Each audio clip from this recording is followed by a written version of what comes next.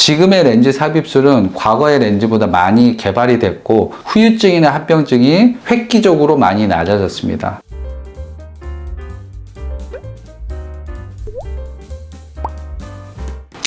네, 안녕하세요. 자, 오늘 말씀드릴 내용은 시력 교정 수술에 있어서 라식, 라섹의 맞수라고 할 수 있는 렌즈 삽입술에 대해서 말씀드리겠습니다.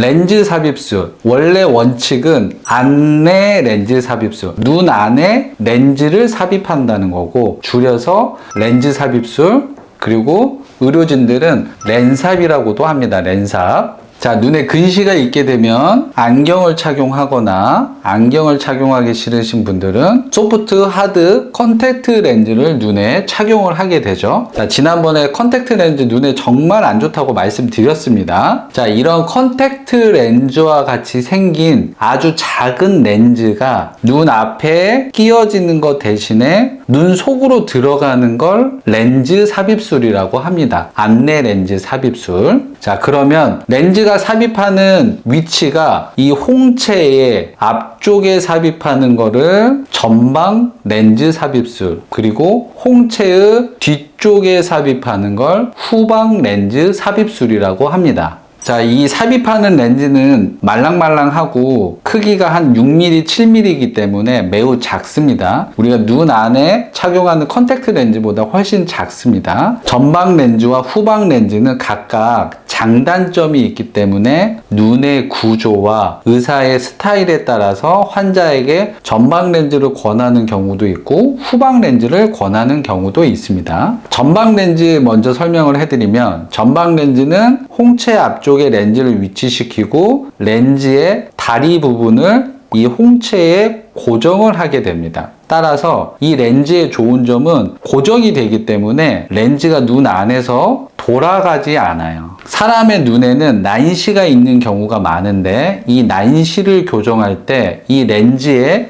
난시축이 정확하게 사람 눈의 난시축과 일치를 하는 게 난시 교정에서 중요합니다. 전방 렌즈의 경우에는 눈 안에서 렌즈가 돌지 않기 때문에 사람 눈에 존재하는 난시를 교정하기에 매우 편리하죠. 자, 그게 가장 좋은 장점이에요. 반대로 단점이 하나 있습니다. 사람 눈 앞에는 각막이 있는데 이 각막과 홍채 사이에 전방 렌즈가 존재하기 때문에 이 전방 렌즈가 눈을 비빈다든지 하게 되면 이 렌즈가 각막의 뒷면에 이렇게 자극을 주게 돼요. 각막의 뒷면에는 내피세포라는 게 있는데 이 각막을 투명하게 유지시키는 세포들이에요. 이 세포는 사람이 태어나면서 죽을 때까지 재생이 되지 않고 점점 조금씩 줄어들게 되는데, 이러한 전방 렌즈가 이 내피세포에 외상을 주게 되면 이 내피세포가 빠르게 감소하게 되고, 만약 3000개였던 게 500개까지 감소를 하게 되면 이 각막이 뿌옇게 변하게 되고, 그러면 각막 이식 수술을 받아야 될 수도 있습니다. 이게 치명적인 단점인 거죠. 그래서 전방 렌즈를 삽입하는 환자들은 절대로 6개월에 한 번씩 꼭 안과 검진을 통해서 이 내피세포의 개수를 꼭 확인을 하셔야 됩니다. 제가 네이버 블로그에서 지식인 활동을 하고 있는데 많은 환자분들이 전방 렌즈를 삽입하고 혹시 이 내피세포가 줄어들까봐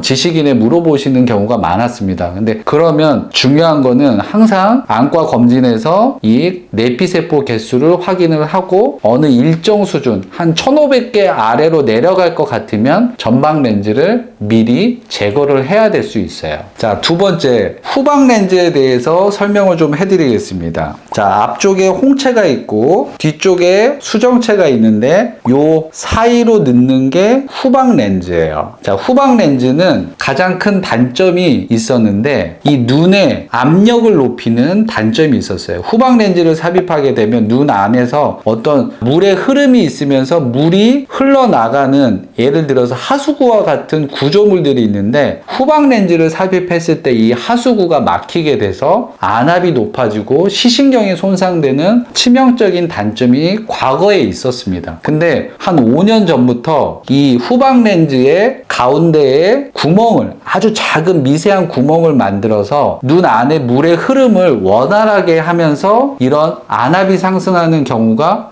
획기적으로 낮아졌습니다. 그래서 지금 사용하는 후방 렌즈의 경우에는 과거에 그런 안압이 높아졌던 단점들이 많이 해결이 됐기 때문에 후방 렌즈가 정말 안전한 수술이라고 할 수 있습니다. 그래서 지금 안내 렌즈에 대해서 인터넷을 많이 조회해보고 환자분들이 오셔서 과거에 쓰여져 있던 그 렌즈 삽입술의 후유증이나 합병증을 물어보시는 분들이 있어요. 근데 인터넷상에서 물론 최근에 있었던 후유증도 있겠지만 대부분은 지금 현재 많이 좋아진 렌즈 이전 버전인 경우에 생겼던 합병증인 경우가 많습니다. 그러니까 너무 걱정을 많이 안 하셔도 됩니다. 안내 렌즈 삽입술을 모든 환자에서 받을 수 있는 건 아니에요. 눈 앞쪽에 있는 전방 깊이 ACD라고 하는 이 전방 깊이가 너무 작다든지 하면 아까와 같은 내피세포 손상이나 안압 상승 그리고 백내장 같은 후유증이 생길 수 있기 때문에 검사를 통해서 렌즈 삽입술을 못 받는 환자도 있습니다. 하지만 고도근시, 초고도근시라서 라식과 라섹을 받지 못하는 환자의 경우 ACD가 충분하고 전방 깊이가 충분해서 렌즈 삽입술이 가능하다고 하면 렌즈 삽입술에 대한 거부감 없이 라식과 라섹과 비슷한 정도의 위험성을 가지고 있다고 생각하시고 수술을 받으셔도 무방하겠습니다. 과거에 라식과 라섹보다 훨씬 위험한 수술이었던 렌즈 삽입술이 아니고 지금의 렌즈 삽입술은 라식, 라섹과 동등한 수준의 안정성을 가지고 있다는 거 이제는 말씀드릴 수 있습니다.